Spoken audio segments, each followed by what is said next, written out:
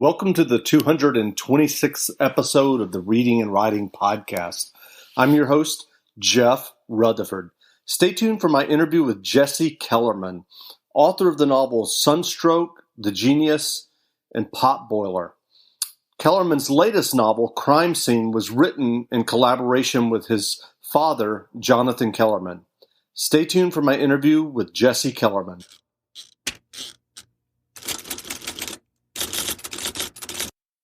Welcome back to the Reading and Writing Podcast. My guest today is Jesse Kellerman.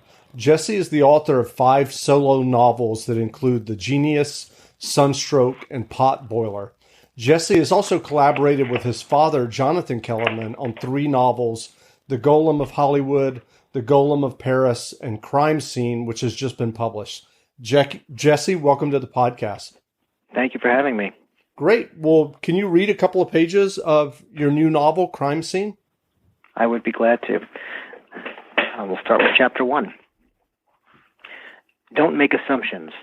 Every now and then, I remind myself of that. Every now and then, the universe does the reminding for me. When I meet new people, they're usually dead. A young white male lies on his back in the parking lot of a Berkeley frat house. According to the license in his wallet, his name is Seth Lindley Powell. He is 4 months past his 18th birthday. The license gives a San Jose address. It's a fair bet his parents are at that address right now, asleep. Nobody has notified them yet. I haven't had a chance. Seth Powell has clean gray eyes and soft brown hair. His palms are open to the 3 a.m. sky. He wears a misshapen brown polo shirt over khakis. One shoelace drifts loose. Except for a few shallow abrasions on his left cheek, his face is smooth and content, with a bluish tinge. His skull, ribcage, neck, arms, and legs are intact. There's little visible blood. Down at the end of the driveway, beyond the yellow tape, a throng of students snap photos of Seth, and selfies. Some of them hug and weep, others just look on, curious. Crushed red Solo cups pile high on the sidewalks. A banner strung from the eaves declares the theme, Saturday Night Fever. Boys slur their statements to uniformed officers. Girls in platforms fidget with the buttons of loud polyester shirts fished from the $5 bins on Telegraph Avenue. Nobody knows what happened, but everybody has a story. From a third-floor window come the lazy flickers of a disco ball nobody has thought to still. Standing over Seth Powell's body, I make an assumption. I wonder how I'm going to explain to his parents that their son has died of alcohol poisoning during his first week of school. I'm wrong. The following afternoon, a technician comes into the squad room, calls me away from my computer and down to the morgue, so I can see firsthand a body cavity sloshing with busted organs, lower vertebrae punched out of alignment, a pelvis smashed to gravel, consistent with a 4-story fall, the small of the back taking the full brunt of impact. There's a reason we do autopsies. Toxicology confirms what Seth's friends insisted on, what I hesitated to believe. He wasn't a drinker. He was that guy, caught up in righteous notions of purity. He wrote songs, they said. He took arty black and white photos with a camera that used actual film. Rush Week depressed him. Someone heard he went up to the roof to look at the stars. How depressed? At some point you need to make a decision. Boxes need checking. It says a lot about our desire for simplicity that there are an infinite number of ways to die, but only 5 manners of death: homicide, suicide, natural, accidental, undetermined. My job begins with the dead, but continues with the living. The living have telephones with redial. They have regret and insomnia and chest pain and bouts of uncontrollable weeping. They ask, why? 99 times out of 100, why isn't a real question. It's an expression of loss. Even if I had the answer, I'm not sure anyone could stomach it. I do the next best thing. The old switcheroo. They ask for why. I give them how. Knowing that it's impossible to live without assumptions, I try to choose mine carefully. I think about the loose shoelace. I rule Seth Powell's death an accident. There you go. Great. Well, if someone listening hasn't heard about Crime Scene yet, how would you describe your new novel? So Crime Scene is a collaboration between my dad and me. It's what we hope will become the first of a brand new series, inaugurating a brand new character whose voice you just heard. and that is Alameda County Deputy Coroner Clay Edison. The book gives us a chance to explore the world of deputy coroners and coroners investigators. And they're basically the people who come when someone dies in an unusual or suspicious way. They come, they take custody of the body and custody of the possessions of the decedent. They transfer the body to the morgue, and they're the ones who are responsible for issuing the death certificate with the manner of death, one of those 5 manners that I mentioned. They are also, another responsibility that they have is to identify the person in question, the decedent, and to notify their next of kin. So they really have 2 jobs.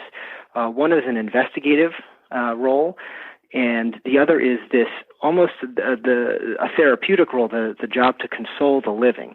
And it's that combination of skills, the police work and the psychological/therapeutic stuff, I think that appealed to us so deeply, because that's sort of our wheelhouse. That's what we write about. We write about crime. We write about human psychology and psychopathology. By setting the book where we did in the East Bay in California, which is where I live, we're hoping to give to sort of shine a spotlight on this area, which is not an area that's gotten a lot of exposure, especially in crime novels. You have some books mostly about San Francisco, but the East Bay itself is a really fascinating place for a lot of reasons, and we wanted to write about that. So it's a crime novel, it's a psychological suspense novel, and it's a chance to write about things that are near and dear to us. Great. Well, since it is a collaboration, do you remember the original idea for Crime Scene? Is it something that you thought of yourself? Is it something that you worked on with your father in terms of the original idea for the novel? Well, so my dad and I did collaborate twice before this novel, and that series, the Golem series, we had a ton of fun working on it. Those books we're very proud of them. They're also really, really exhausting to write because they involve a tremendous amount of research, and they involve sort of a depth of knowledge about certain topics that I think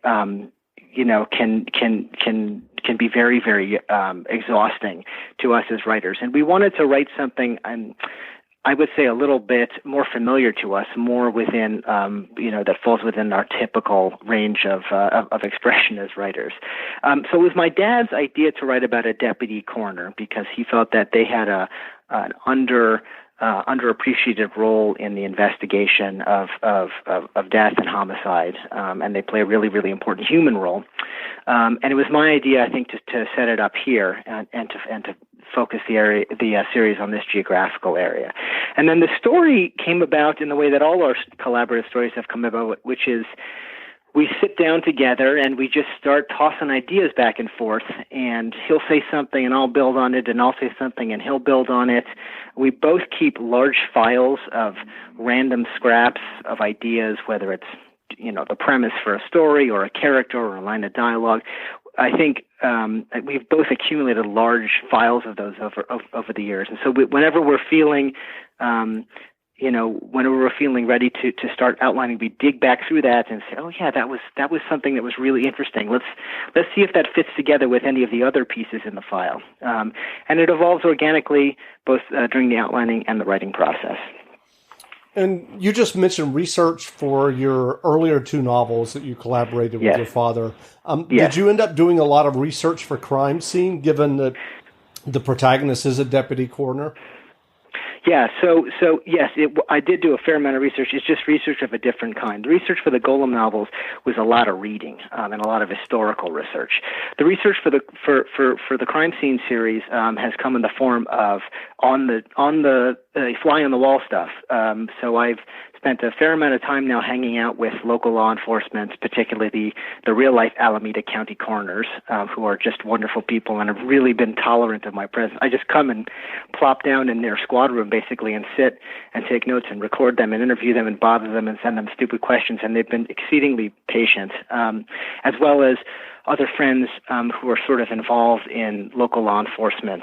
This particular book, the first book in the series, we're going to try and move the the focus all around the East Bay. This one's centered in Berkeley, where I live. And I have a good friend who's a Berkeley police officer, so I spend time with him. I've met some other cops through him. I've met a bunch of Oakland people.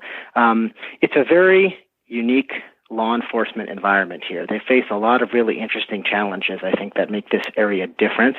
And by and large, they are, at least the people I've met, are like really thoughtful and really intelligent people. And they've been really open with me, and they haven't attempted in any way to shape or steer what I observe and write about, which is really a blessing for a novelist.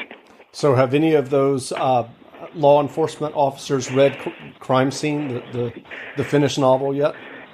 Well, so when I got the galleys, I went over to the coroner's office and sort of handed them out like Santa Claus.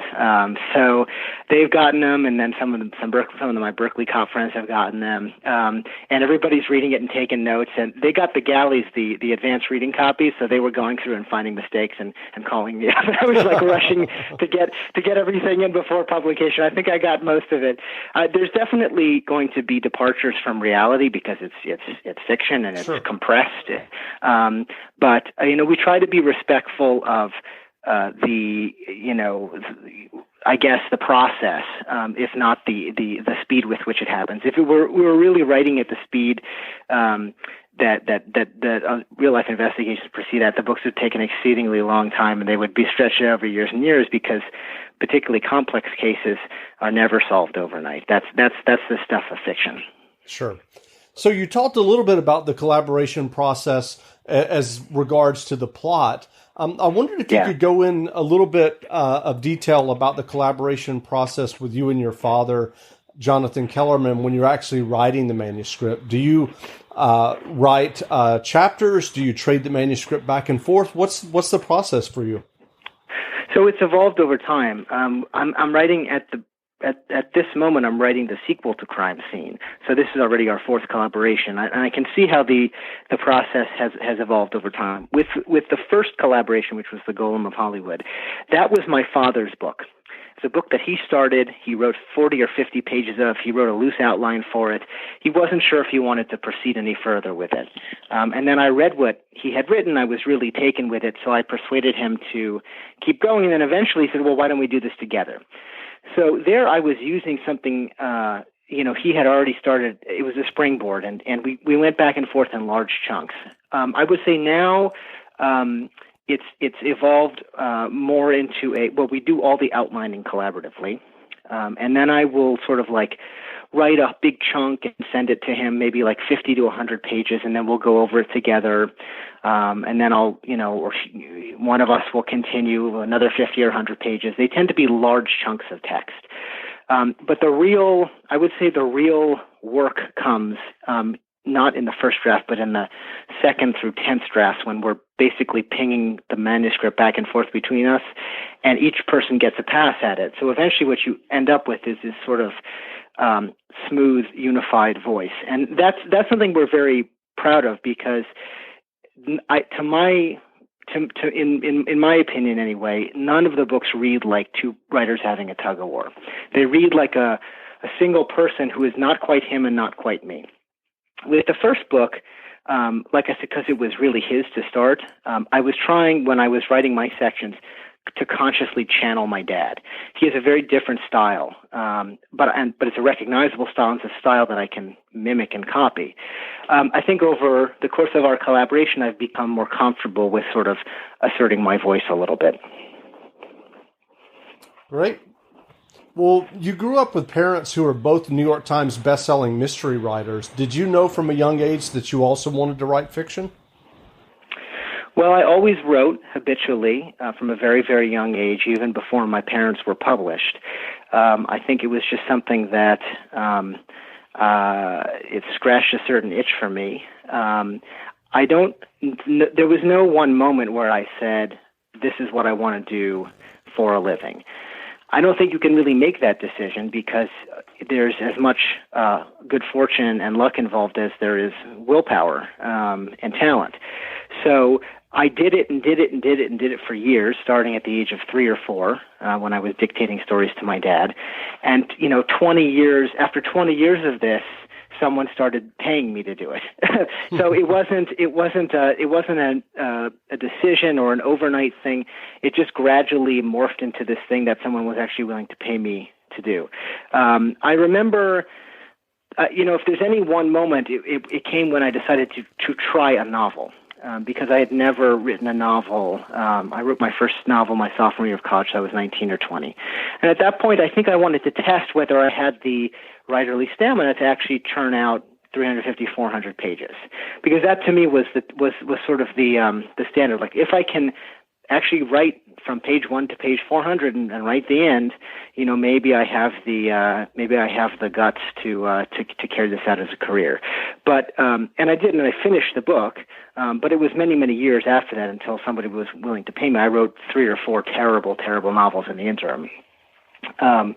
So I think, like a lot of career writers, I consider this something that I love to do, and I consider myself a blessing that other people find it interesting enough that it is also my job.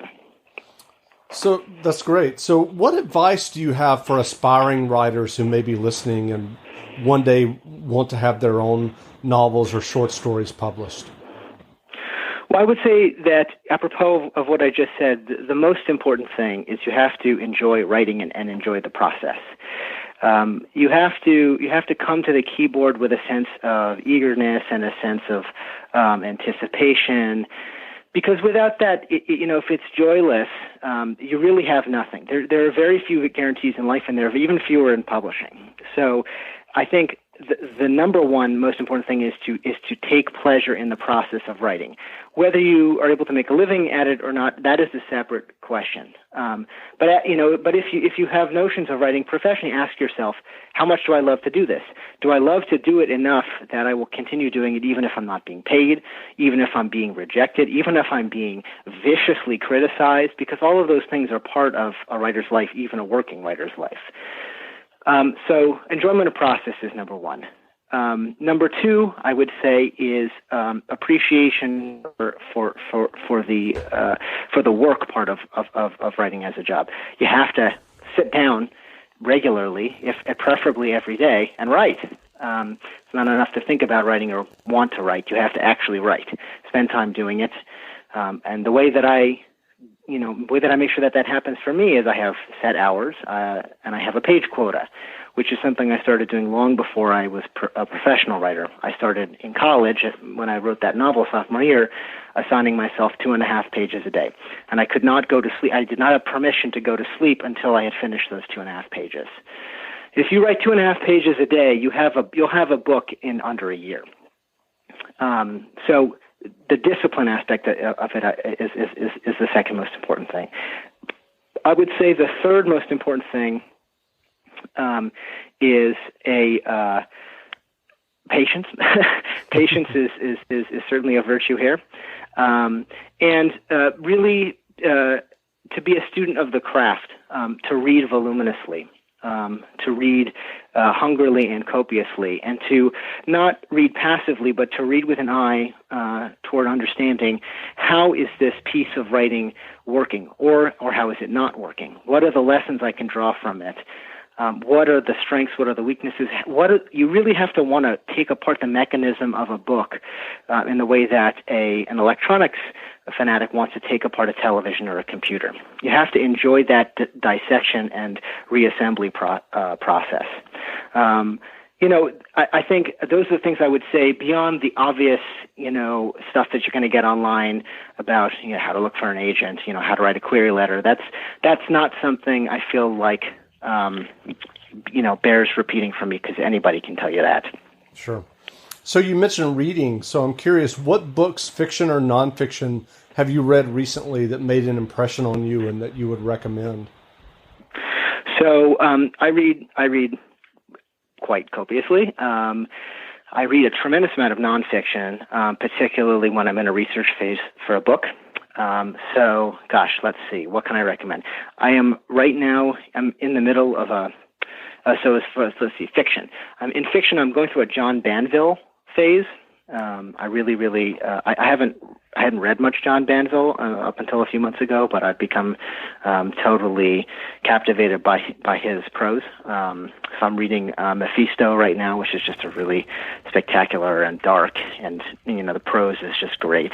I admire in fiction. I'm a stylist first and foremost, really more than plot. It's style that interests me, and it's the ability to use language in a new and interesting way that gets me going.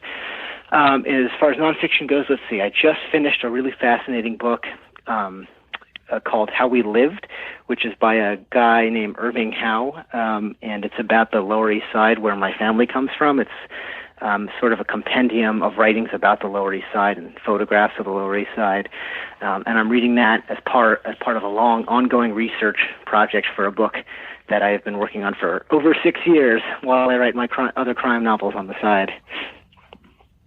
And what's that book, since you mentioned it? Well, it's going to be, if I ever get around to writing it, if I ever get finished with the research, a sort of a retelling of a true life story from the Kellerman family history. I can't reveal too much, but Sure. but in essence, I had a really, really, really, really crazy great aunt who married a really, really crazy guy, and they had some really, really crazy adventures. And without saying too much, I can tell you that I spent 6 years trying to gather all these documents from the federal government on them, because they left a long federal paper trail. They have an FBI file, of which I have obtained a small portion. The total FBI file on them runs to 7,000 pages. So that should tell you what kind of people they were. Wow. So yeah. So where can people find you online if they're interested in learning more about you and your books? So I do have a website, which is just jessekellerman.com. There's not much there now because it recently crashed and I had to rebuild it from scratch. Honestly, the best way to get in touch with me is through my Facebook page, and I think that is Facebook.com/Jesse Kellerman author. And people can write to me through there, and I'm pretty available. I will probably get back to you within a couple days or so. Great. Well, again, we've been speaking with Jesse Kellerman, the author of many crime and suspense novels. His latest novel, Crime Scene, written in collaboration with his father, Jonathan Kellerman, is in bookstores now, so go grab a copy or buy the ebook. And Jesse, thanks for doing this interview. Thanks, Jeff. I appreciate it.